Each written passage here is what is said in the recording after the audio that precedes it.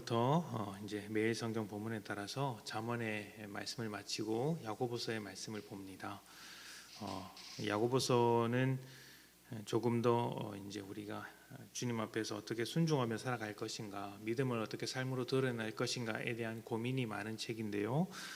이 말씀을 통해서 우리가 하나님의 은혜를 온전하게 나누기를 소망합니다. 야고보서 1장 2절부터 5절입니다. 야고보서 1장 2절부터 5절 제가 봉독합니다. 2절입니다. 내 형제들아, 너희가 여러 가지 시험을 당하거든 온전히 기쁘게 여기라. 이는 너희 믿음의 시련이 인내를 만들어내는 줄 너희가 알미라.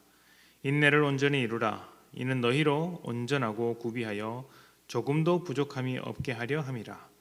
너희 중에 누구든지 지혜가 부족하거든 모든 사람에게 후히 주시고 꾸짖지 아니하시는 하나님께 구하라. 그리하면 주시리라. 아멘.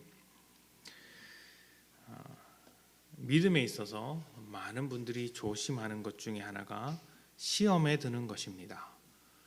시험이라는 것은 단순히 내 상황이 힘들다 이런 것을 넘어서서 그 상황 때문에 혹은 여러 가지 문제 때문에 내 믿음 자체가 흔들리는 것을 시험이라고 말하죠. 그래서 어떤 사람은 시험에 빠져 교회를 떠나기도 하고 또 어떤 사람은 그 시험 때문에 하나님을 거절하기도 합니다. 하나님을 버리고 그냥 세상 속에서 빠져 살아가는 것이죠. 그래서 우리가 날마다 시험에 들지 않기를 기도해야 합니다.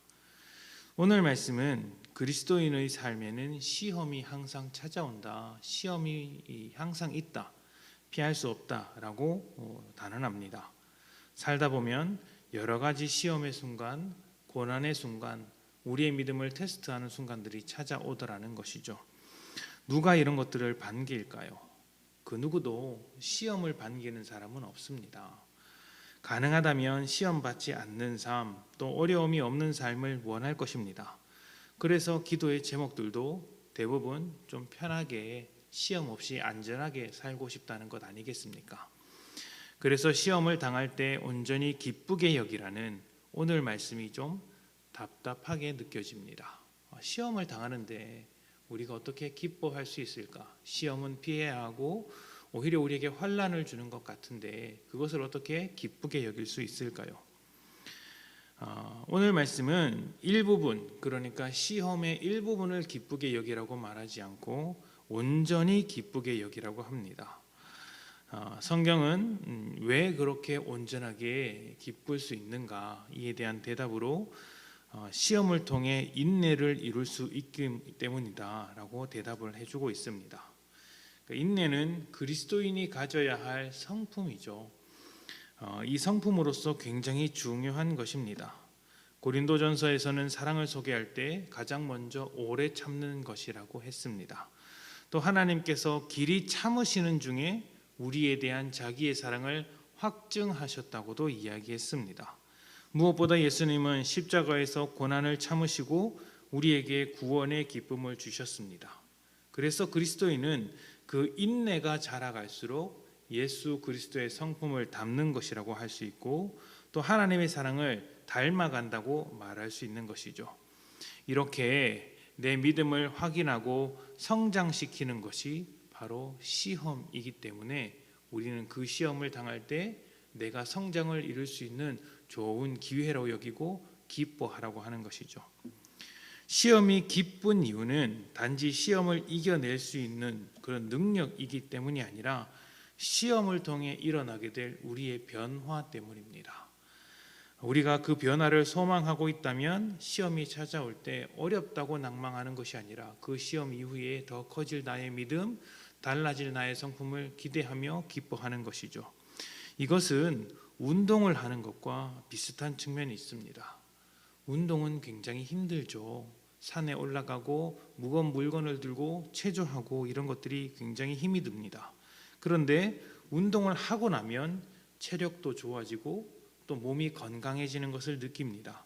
생활에 활력이 생기고 이전에 하지 못했던 그런 삶을 살게 되는 것이죠.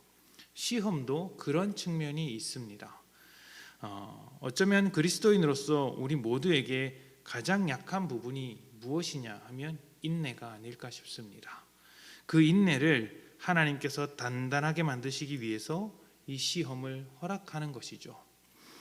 그리고 그러한 하나님의 마음을 아는 자는 시험을 당하더라도 그 상황마저도 하나님의 일하심으로 인정하고 기쁨으로 받는 것입니다.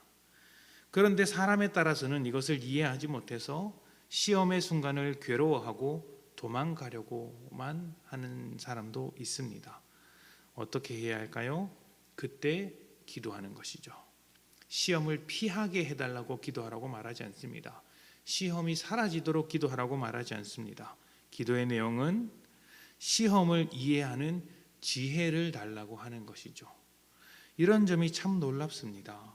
이것은 우리를 괴롭게 만들고자 하는 것이 아니라 우리를 더욱더 성장시키시고 반드시 고쳐놓겠다는 하나님의 책임감이 담겨있는 모습이죠. 그러한 하나님의 일하심을 내가 이해할 수 있도록 지혜를 주십시오. 이 시험 가운데서도 하나님의 일하심과 하나님의 그 어떤 역사를 보기 위하여 나의 지혜를 넓혀 주십시오 라고 기도하는 것이죠. 운동할 때 책임감이 강한 코치일수록 운동을 설렁설렁 가르치지 않습니다. 힘들게 가르칩니다. 열심히 최선을 다하기 때문에 그 밑에서 운동하는 사람은 굉장히 괴롭지만 코치의 입장에서는 그 사람이 할 수 있을 만큼의 운동을 시키는 것입니다. 그리고 하나님께서 시험을 허락하시는 것도 우리를 변화시키는 것이기 때문에 그 시험 때문에 절대로 우리가 죽지 않습니다. 무너지지 않습니다. 오히려 감당할 수 있을 만큼의 시험을 주셔서 그 시험으로 하여금 우리가 더 성장하게 만드시는 것이죠. 그래서 우리는 그 시험을 당할 때 모든 것을 잃어버릴 것처럼 절망하는 것이 아니라 그 시험을 통해 나를 변화시키시고 결국에는 인내를 만들어내게 하시는 하나님을 소망하고 기대해야 하는 것입니다. 그것이 시험을 당할 때 기쁨의 이유가 되죠. 오늘 하루 여러분에게 시험이 찾아오게 된다면 그 상황을 온전하게 기쁘게 여기며 인내를 이루어 가십시오. 그것이 상황이든 사람이든 아니면 내 자신의 어떤 문제이든 그것이 무엇이든 지혜롭게 하나님의 뜻이 있음을 인정하고 하나님께서 우리의 가운데 함께 하실 것을 더욱더 요청합시다. 그 시험의 순간을 통해서 우리가 변화될 것입니다. 함께 기도합시다.